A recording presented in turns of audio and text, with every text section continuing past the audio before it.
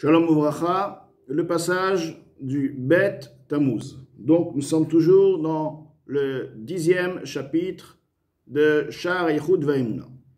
Al derech mashal par exemple.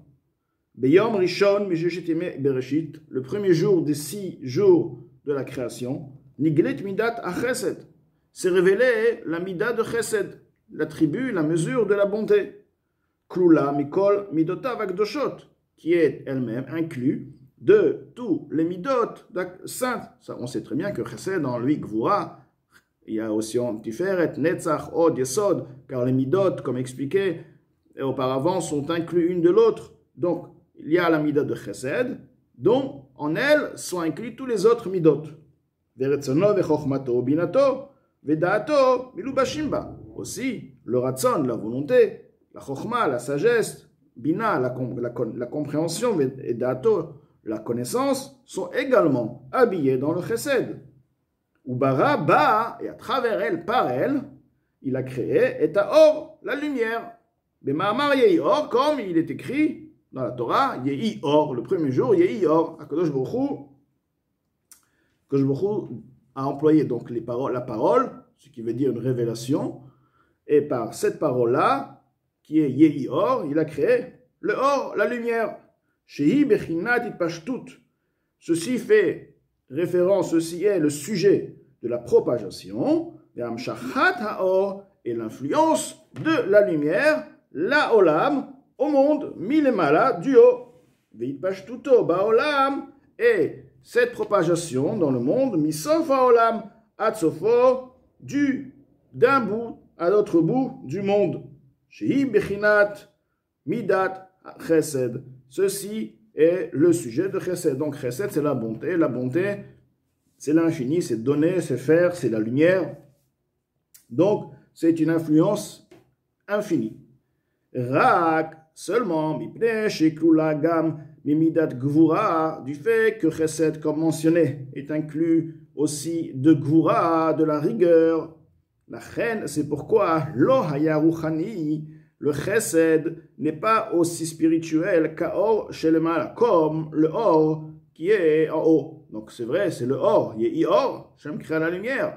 Mais la lumière du haut, des mondes spirituels, est bien plus fine, plus puissante, plus concentrée, si on veut, d'une autre qualité, complètement différente. Donc il y a le or, maintenant quel or? Comment le or sera? De quel or s'agit-il? Il y a la Gvura. La Gvura va limiter à ce que le or ne soit pas comme le or du haut. Vegam itlabesh ba'olam hazeh. La Gvura, une deuxième chose aussi a agi. La Gvura a fait à ce que ce or puisse s'investir dans ce monde-là, shehu b'bchinat gvul v'tachlit, qui est limité. Donc, aussi bien la qualité est différente, aussi bien la quantité est différente. Shehu ma'alach tavkur shana, qui est une distance de 500 ans de marche, mais à Haaretz La'akia, de la terre au premier ciel, ou Mimizrach le Ma'arav, aussi bien du nord, de l'est à l'ouest, Vechen Bayom Sheni, de même, le deuxième jour, Niglet Midat Gvura. Ce qui s'est révélé le deuxième jour, c'est la Gvura, la rigueur. Klula Mishar Midot, comme on a dit auparavant, que chaque mida en elle dit les autres midot, donc toutes les 10 sphères, et la volonté d'Akadosh Baruch Hu, ou Baraba, avec elle il a créé Harakia, le ciel. Mais Ma'amar Yehi Rakia, par la parole qui a été dite, Yehi Rakia, que le ciel soit, donc, Betoch HaMaim, au sein même de l'eau. Vihi Mavdil Ben Maim la Maim, et qu'il puisse, et qu'il sépare entre l'eau et l'eau. Shehi Bechinat Tzimtzum, ou Gvurot, donc la Gvura ici est pour limiter, ceci représente donc cette rigueur, les Halim Maim Ha'elyonim Ha'ruchaniim, pour voiler l'eau supérieure spirituelle, Mi Maim Ha'tartonim, de l'eau qui est inférieure. Va'al-yedeze Nidgashmu Ha'tartonim, à travers ceci, l'eau inférieure s'est matérialisée, Beibadlam Me'ayonim, par le fait qu'ils se sont séparés des supérieurs. Donc, lorsque la Torah dit Maïm de manière générale, Vim Avdil Ben Maïm la Maïm. Donc, on parle de l'eau spirituelle. L'eau spirituelle, Ce qui veut dire l'eau spirituelle, ça nous dépasse, mais l'eau spirituelle. Une fois qu'Akadosh Baruch Hu a séparé l'eau supérieure de l'eau inférieure, il a fait une séparation dans les eaux, à partir de là, l'eau inférieure est devenue matérielle. C'est l'eau que nous connaissions ici sur Terre. Et donc, tout ceci provient de Gvura, car là, il faut séparer. Il faut séparer l'eau supérieure de l'eau inférieure, rendre l'eau matérielle. Donc, ceci demande une rigueur. Tu descends dans la matière, tu limites la lumière qui est puissante, qui est spirituelle. Là, tu la limites, tu la rends physique, matérielle. Donc, c'est Midat Gvura qui s'est révélé la mesure de la Gvura. Ou Midat Chesed Klulaba. Mais attention, dans Gvura, il y a aussi le Chesed, comme on a mentionné que dans tous les midot sont inclus des autres midot. Donc il y a aussi le Chesed, la bonté, qui olam Chesed ibane, car le monde a pu être créé uniquement par la bonté. Chez Akol Kedeshe Tirei Yabasha, car le but, c'est pour qu'il y ait donc la terre, qu'on puisse voir la terre, Ayabasha, Ve'adam Alea, pour un homme matériel puisse y vivre dessus, la Avod Hashem, pour servir à Kadosh Baruch Hu. Donc, pour qu'il y ait une terre, pour qu'il y ait un être humain de chair et de sang qui puisse y vivre, il fallait donc avoir toute cette Gvura, pour qu'à travers ceci, il y ait la création de l'homme, que l'homme puisse servir à Kadosh Baruch Hu sur terre. Donc, c'est un chesed, parce que sans ceci, l'homme n'aurait pas pu vivre sur terre, n'aurait pas pu servir à Kadosh Baruch Hu sur terre. Donc, pour permettre à Avodat Hashem, qui est le plus grand chesed qui puisse exister, Akadosh Baruch Hu a limité. Donc, dans la Gvura, il y a le Chesed. Vechen Kulan, et ainsi tous les autres midot, Tiferet, Netzach, Hod, Yesod, tous les autres midot, ils ont tous en eux, donc, ils sont inclus, donc, comme on a dit, des restes des midot, et ils étaient là pour pouvoir permettre, à travers l'amida, chaque mida a créé ce qui est la création qui lui est liée. C'est ce que Eliyahu a dit dans le Tikkuné Zohar, Sham le'achaza'a, pour faire montrer, pour révéler, comment le monde se dirige, se comporte.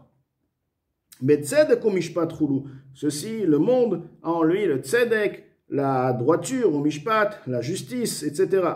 Tzedek yudin.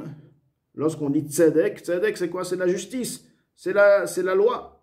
Ou mishpat, lorsqu'on dit maintenant mishpat, donc la droiture, c'est la loi. Mishpat, la justice, iyurachme. La justice fait référence ici à la miséricorde, choulou. Pourquoi la justice fait référence à la miséricorde?